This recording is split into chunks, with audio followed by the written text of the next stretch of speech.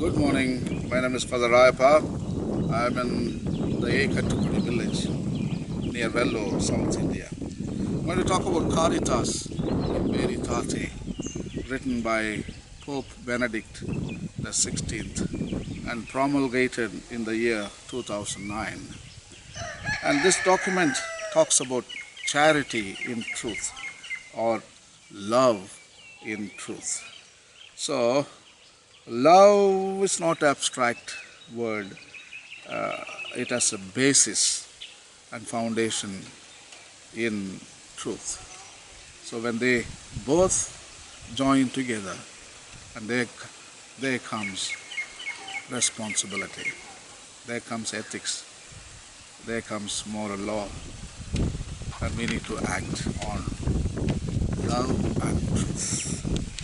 So today I'm going to read paragraph number 44 from the chapter 4 of Caritas in Veritate. Chapter 4 is titled The Development of People, Rights and Duties and Environment.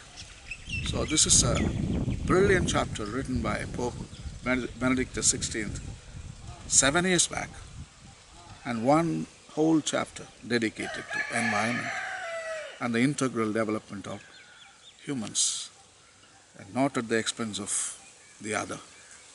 So our life should be integral with the ecology, economy, society, markets, and production and consumption. Everything should be integral. At the same time, we need to preserve environment and ecology.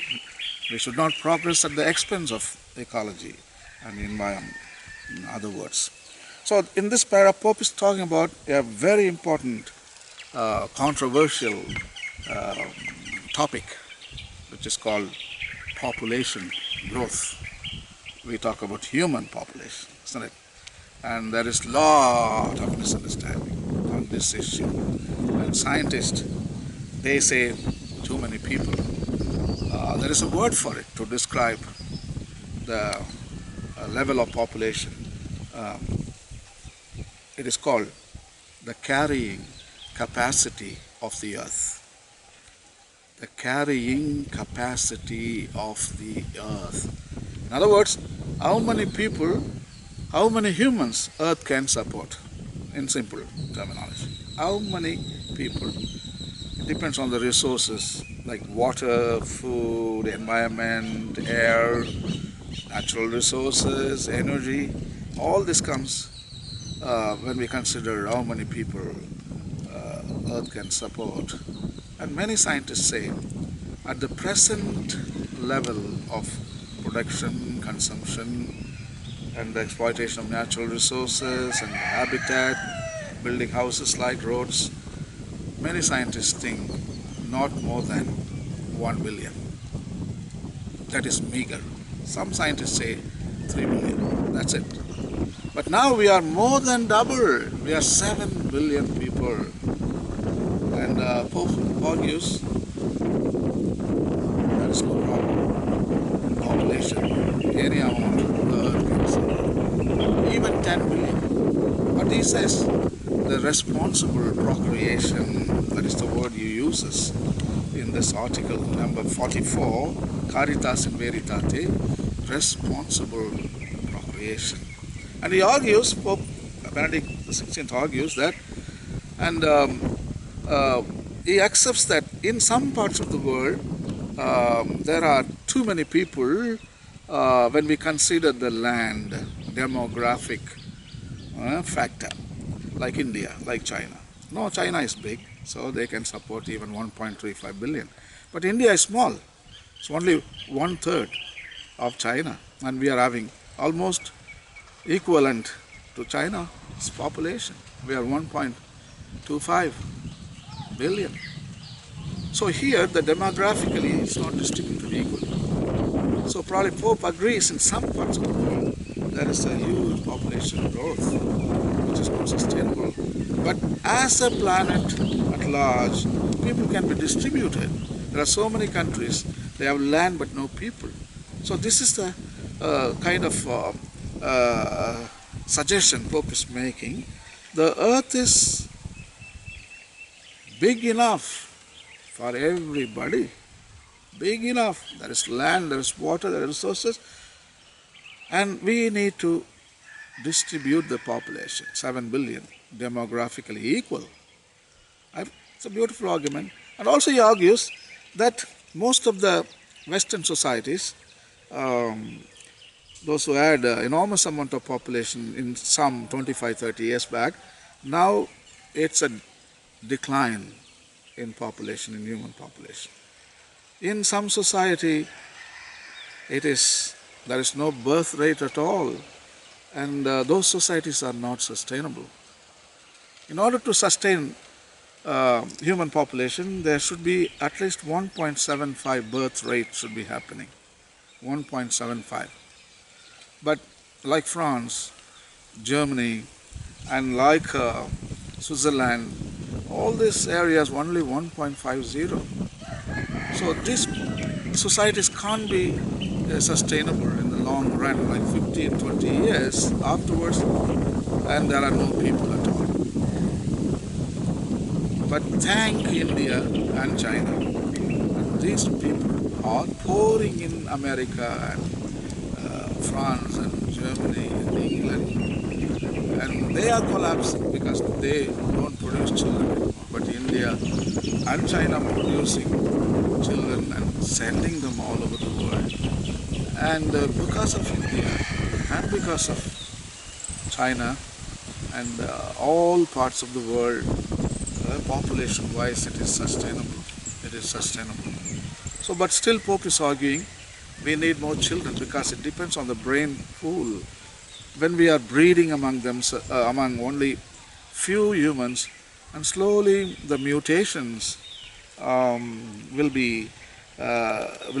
not be happening at the faster rate, and the brain pool maybe is not widening, it is narrowing. So when there are a lot of children we procreate, there is a genetic diversity, genetic variation. The genes are churned, and there is a development in human species. When you put pressure not to procreate, I think the species is going backwards. Devolution. When a species goes forward, it is called evolution. When the species goes backwards, it's called devolution. So I think if you are not producing, especially humans, we are making devolution. When you produce children, it is evolution. We are going forward. So population growth, still it is a very controversial subject between scientists and theologians, religions. Religions always argue this earth can support any amount of people. It's big enough for everybody. But scientists says they know. And with this rate of production, consumption, the way we consume natural resources, no, it is not sustainable. So we need to reduce the population. That is what the scientists are saying. But anyway, I stop not entering into controversy. There is no time for that. So I'm going to read now from the document called Caritas in Veritate, written by Pope Benedict XVI on the subject of population growth and also the carrying capacity of the earth. So Pope Benedict XVI writes as follows in the paragraph number 43 of Caritas in Veritate. 44 in Caritas in Veritate. The notion of rights and duties in development must also take account of the problems associated with population growth. This is a very important aspect of authentic development since it concerns the inalienable values of life and the family. To consider population increase as the primary cause of underdevelopment is mistaken, even from an economic point of view. Suffice it to consider, on the one hand, the significant reduction in infant mortality and the rise in average life expectancy found in economically developed countries, and on the other hand, the signs of crisis observable in societies that are registering an alarming decline in their birth rate. Due attention must obviously be given to responsible procreation, which among other things has a positive contribution to make to integral human development. The Church, in her concern for man's authentic development, urges him to have full respect for human values in the exercise of his sexuality. Cannot be reduced merely to pleasure or entertainment, nor can sex education be reduced to technical instruction aimed solely at protecting the interested parties from possible disease or the risk of procreation. This would be to impoverish and disregard the deeper meaning of sexuality, a meaning which needs to be acknowledged and responsibly appropriated not only by individuals but also by the community. It is irresponsible to view sexuality merely as a source of pleasure, and likewise to regulate it through strategies of mandatory birth control. In either case, materialistic ideas and policies are at work, and individuals are ultimately subjected to various forms of violence. Against such policies, there is a need to defend and the primary competence of the family in the area of sexuality, as opposed to the state and its restrictive policies, and to ensure that parents are suitably prepared to undertake their responsibilities. Morally responsible openness to life represents a rich social and economic resource. Populous nations have been able to emerge from poverty thanks not least to the size of their population and the talents of their people. On the other hand, formerly prosperous nations are presently passing through a phase of uncertainty and in some cases decline. Precisely because of their falling birth rates, this has become a crucial problem for highly affluent societies. The decline in births, falling at times beneath the so-called replacement level, also puts a strain on social welfare systems, increases their cost, eats into savings, and hence the financial resources needed for investment, reduces the availability of qualified laborers, and narrows the brain pool upon which nations can draw for their needs. Furthermore, smaller and at times minuscule families run the risk of impoverishing social relations and failing to ensure effective forms of solidarity. These situations are symptomatic of scant confidence in the future and moral weariness. It is thus becoming a social and even economic necessity once more to hold up to future generations the beauty of marriage and the family, and the fact that these institutions correspond to the deepest needs and dignity of the person. In view of this, states are called to enact policies promoting the centrality and the integrity of the family, founded on marriage between a man and a woman, primary vital cell of society, and to assume responsibility for its economic and fiscal needs while respecting its essentially relational character.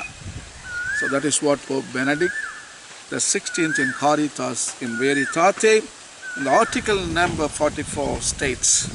So please read it. And the population growth is a very controversial subject, but you read it and you can judge for yourselves. And thank you and God bless.